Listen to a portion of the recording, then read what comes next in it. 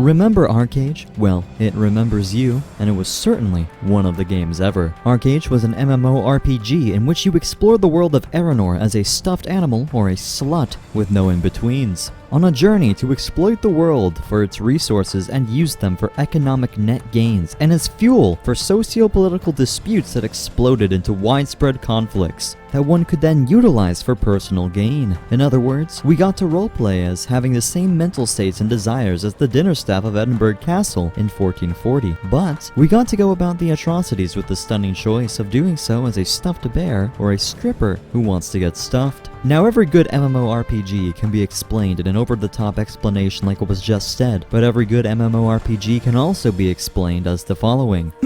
This game used to be good and have lots of players. It was very promising and extremely fun. It was the WoW killer. But now, it's about as fun as a flaccid asshole on a Wednesday on Skid Row. And that encapsulates Arcade pretty well. Arcade now is just kind of the OG, and I don't mean original gangsta. I mean more so that it's not so much a massively multiplayer online role-playing game now as it is an online game. The cities are barren, there are no dungeons or raids actively happening, the auction house is empty, the world chat doesn't even have bots in it, and there's no race wars or pirate ship battles. There isn't even any jury dates anymore. Oh, man. But a long time ago, this place was bussy-pilled and laced with Windex, the type of shit you get hooked on like the Halloween candy I spray with nicotine. And as a person who played this game since it went into beta in 2014, who has extensive history with the game, I am going to talk about it. But we are here to have a meal, so sit back, relax, and let's get down to ass tax and enjoy a healthy dose of voluntarily induced psychosis as I tell the tragic story of what was, what could have been, and ultimately,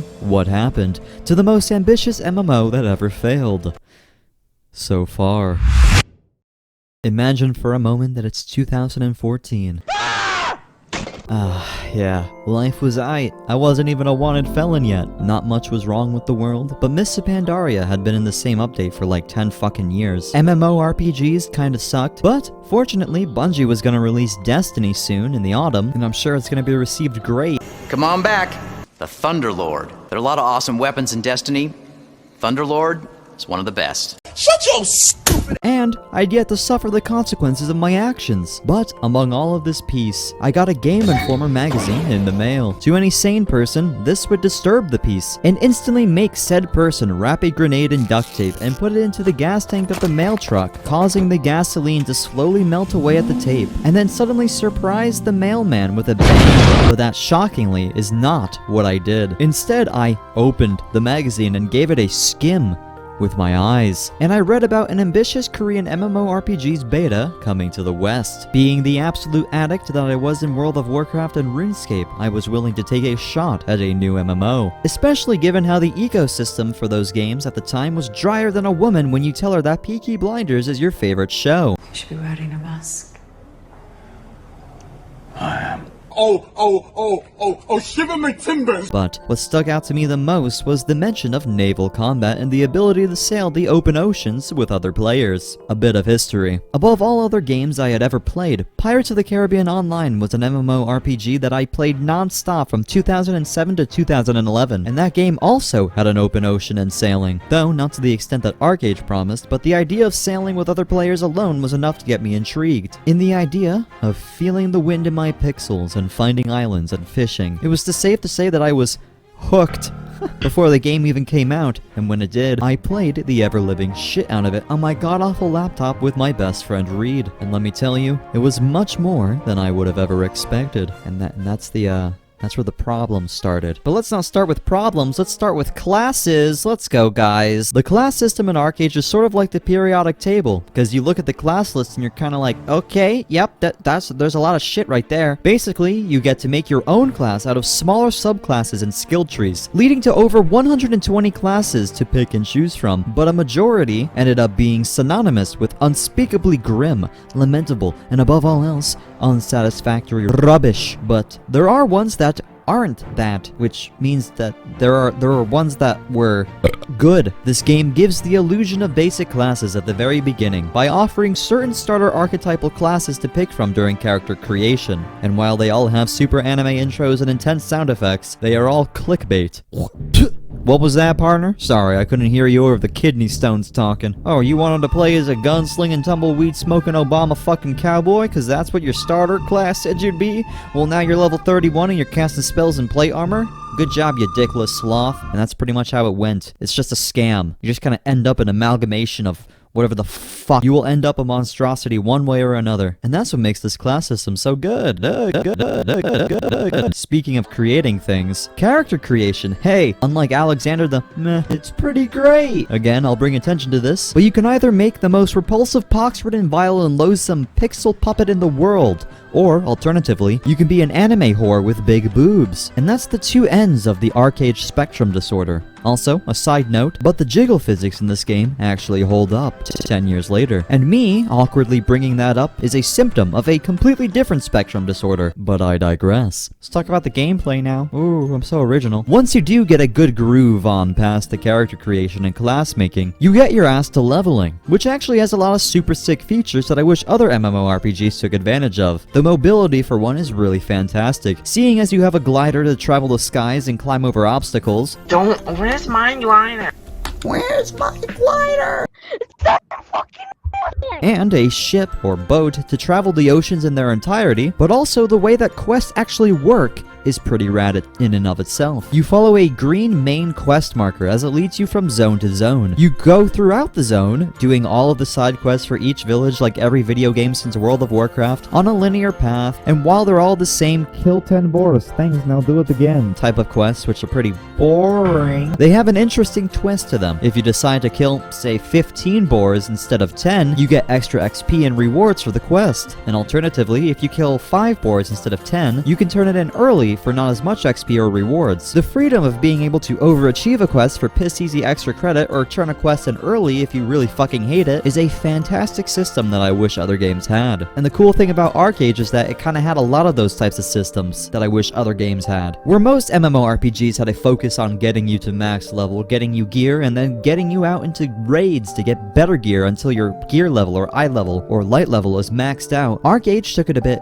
differently. The main focus of ArcheAge was causing as much chaos as possible for the players that inhabited the world of Aranor. With 2 enemy factions and the ability to kill your own faction and become a pirate or criminal, a massive open ocean, 3 continents with claimable land, and a functioning prism and jury system ran by the players of the server, it was without a doubt the most interesting and corrupt clusterfuck of an MMO to date. Of course, there was still the get to level 50 grind and the item level grind above that with bosses in the oceans and dungeons and raids and stuff, but it was all a more world PvP and politically focused game than anything else. And that shines through most of all in trade runs. This was an activity in the game in which you take trade packs of materials from one location to another and turn them in for gold or other currencies. The further the travel distance, the higher the reward, but other players could take the packs from you at any time, and believe me, they did. So, with this high risk factor taken into account of transporting materials and goods that took a long time to gather across a very long distance for very big rewards, guilds began to be created and communities of players began to form groups of their own to sail ships across the oceans carrying this valuable cargo from port to port. The bigger the group, the more security. But this led to a chain reaction in which player-killing guilds, PvP guilds, and pirate guilds began to join up into massive groups of their own, and intense naval battles would engulf the oceans day and night. Port cities were turned into the beaches of Normandy, the roads were turned into the trenches of the Somme, and the seas turned into fucking places where people died. It was extreme. It's extreme! There's nothing better than that! And the best part is, when players acted criminally, they would gain the creatively named criminal points, shortened to CP because games just love to have points called that for some fucking reason. And these criminal players could be reported by other players and sent to jail to await a player-ran trial. And there was never any corruption or trolling in the court system whatsoever, and everyone was just and did their jobs accordingly. Yep. But all in all, this simple idea of take item from point A to point B for reward, the further you go, the higher your reward, incentivized the most intense and epic PvP wars to date, with real repercussions for failure, like in-game prison, but huge payouts for success. And to think, this was just a single part of the game, though you do, in fact, need other players to have open-world PvP combat. So, why am I standing here in 2023 in the middle of Marianople, the capital of my faction, which was always bustling, on ArcheAge Unchained, and there's not one other player around. Well, I'll save you the monologue. I got a fucking crowd that can tell you more about what happened than I can. Excuse me, sir. What is it that you like more than a player base? I like money. Well, there it is. A shop full of pay-to-win items that incentivize endgame players to spend real-world money to become stronger through upgrade materials, and pretty much allowing them to buy gear, created an ecosystem where whales lived and thrived, though the little fish who didn't spend any money weren't able to come even close, so they left. And with the whales having no one to dominate with their epic overpowered gear that they spend hundreds of dollars on, they eventually left too. And to answer this dire problem of no one playing the fucking game, they decided to just make another fucking Arcade called Arcade Unchained. And the main selling point was that they weren't going to make it pay to win. Literally. It was going to be a subscription-based game with a very limited in-game shop. I even got an email to join their closed beta, which I accidentally replied to with "fuck you," but I digress. The game launched and it started out quite well, with lots of players and a renewed Arcade experience. Wow! They really meant it! An Arcade with no pay-to-win. It is saved! It really is the WoW killer. Do I really have to tell you what they did next? As any sane person does. They saw all those players and were like, wow, hey, you want to know what a good idea would be? Let's just repeat the same fucking thing we did with the last game for a quick profit. They also made a terrible game called Arcade War, which apparently took all the bad things about Arcade and made them the focal point, and then took all the good and unique things about Arcade and then got rid of them for some reason. And to top it all off, they also have a game, and I use that term loosely, called Ark World, which is an NFT MMORPG. Fuck you. Where you can buy NFTs of fake houses in the game with cryptocurrency, and that's the game. So now, here we are, in an empty world with abandoned land plots and empty cities. A world that used to be so full of life and promise. A game that had such a unique aesthetic, amazing music, a wicked class system, fun questing, great PvP, the best world and design to create drama and politics between guilds and players, a funny, toxic community, a game that incentivized chaos and lawlessness to win, all doomed to fail by corporate greed. A song sang far too many times, but one that cannot ring truer than when applied to Arcade. Though there is nostalgia and wishes of what could have been, lots of people look forward instead of at the past. To the MMO currently in development called Ashes of Creation, which is literally being made because the creator loved Arcade so much and got so pissed that it died that he decided to make Arcade himself and make it actually work. We will not go quietly into the night. We will not vanish without a fight. We're going to live on. We're going to survive. But I think we can all agree on one thing. Steve Harvey most definitely wrote the Quran in secret, then traveled back in time and placed it in a random guy's house for shits and giggles. And Ashes of Creation is most likely going to be mid as fuck.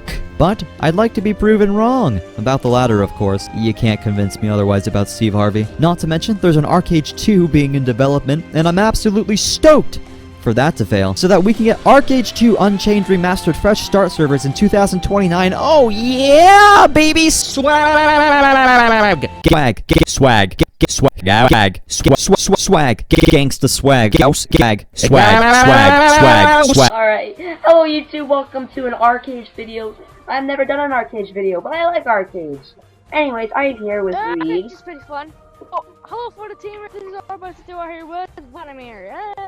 Anyways, you know, who cares about him? I'm just kidding. Fuck you, man. I mean, whoops. I mean, whoop you. Oh, damn it. I'm going to show off my beautiful character right now because, you know, why not? Everybody loves a good-looking character. Just look at that. Just, imagine waking up to that.